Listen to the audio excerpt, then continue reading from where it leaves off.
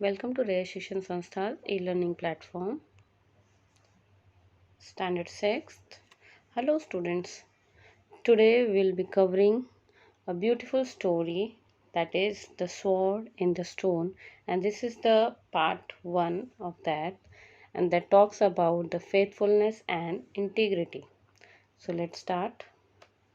King Arthur, famous in legend and history as one of the bravest and noblest kings of Britain, grew up as an orphan youth before destiny intervened in the form of his protector and guardian Merlin the magician to reveal his true identity to the people of Britain. In ancient Britain, at a time when the land was invaded by a wild barbarian, the god and noble Lord Arthur fought them bravely and drove them away from his land. The people made him king of Britain and gave him the title Pendragon, meaning dragon's head. King Arthur Pendragon ruled Britain wisely and well. The people were content, but very soon the king died. It was thought that he had been poisoned by some traitors. There was no heir to the throne of the Britain.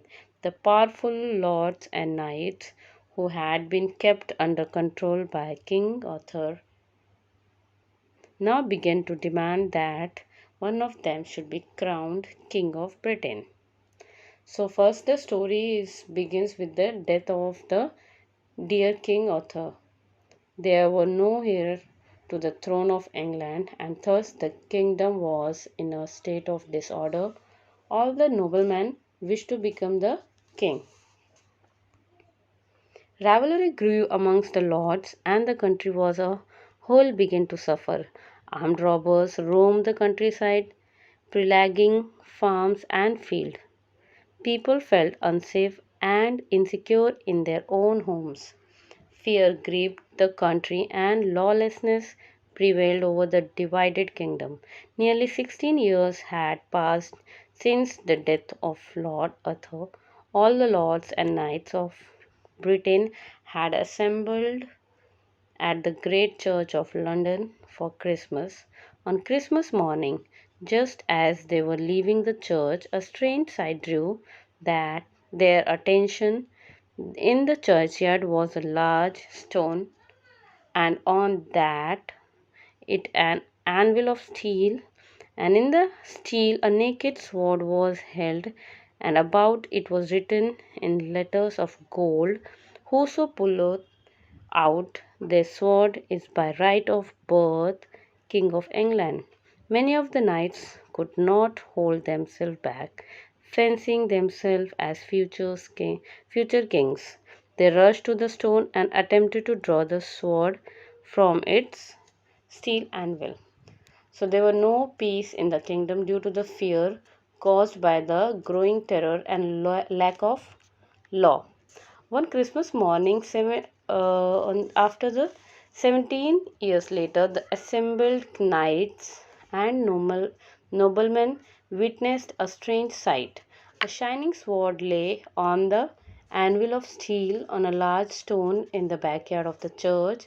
It was inscribed with a message that whoever was able to pull out the sword would become the next king of England. They pulled with all their mights, but none of them could so much as move the sword. Obviously, the man who might draw the sword and prove himself to be a rightful king is not amongst us this morning, said the archbishop. However, every man who wishes to try his hand at drawing the sword is free to do so.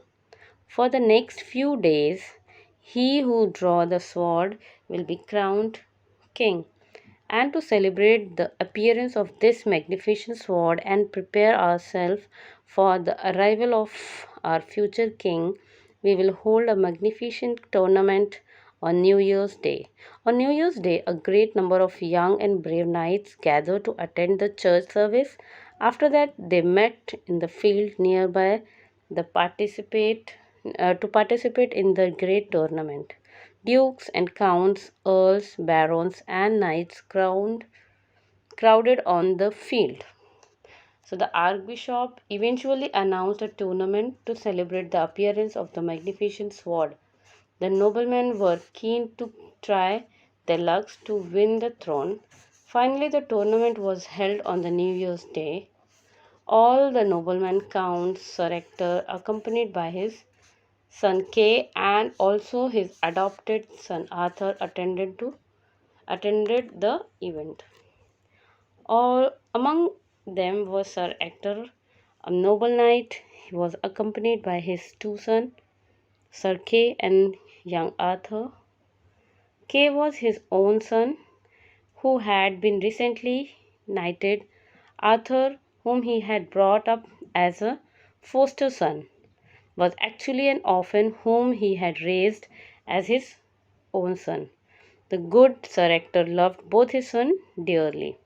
As Sir Kay was preparing to join the tournament, he realized that he had left his sword behind at home.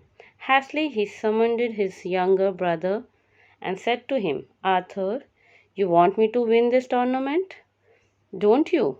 Then you must help me out. Take my horse and gallop home as fast as you can. Get my sword and rush back here at once. I'm going, called Arthur, rushing off at once. You shall have your sword sooner than you think. So it is revealed that to us that Kay forgot to carry his sword. So he asked Arthur to fetch it for him. Arthur sped off to fulfill his brother's command. As he rushed past the church, a glint of steel caught his eye, the blade of a sword shining brightly in the morning sun. The sword was mounted on an anvil on top of a block of marble right in the middle of the churchyard. It was the magic sword in the stone, but Arthur knew nothing about it. All he saw was a sword that was available for taking. Kay shall have his sword straight away, Arthur said to himself. He ran up to the stone, seized the sword by the handle, and just drew it out effortlessly. He rushed back to his brother and handed the sword to him, breathless with excitement. You are back very soon, Sir Kay said to him. But hey, this is not my sword. So he just caught the sight of the sword in the churchyard. He effortlessly pulled the magic sword out of the stone and rushed to his brother with the same.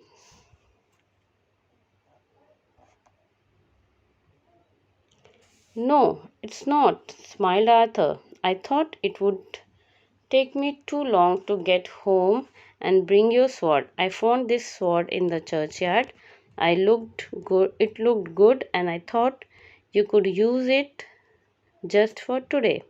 We'll, of course, put it back when the game's over. So Arthur said that this is not yours, but we will just put it back when the game's over. Thank you.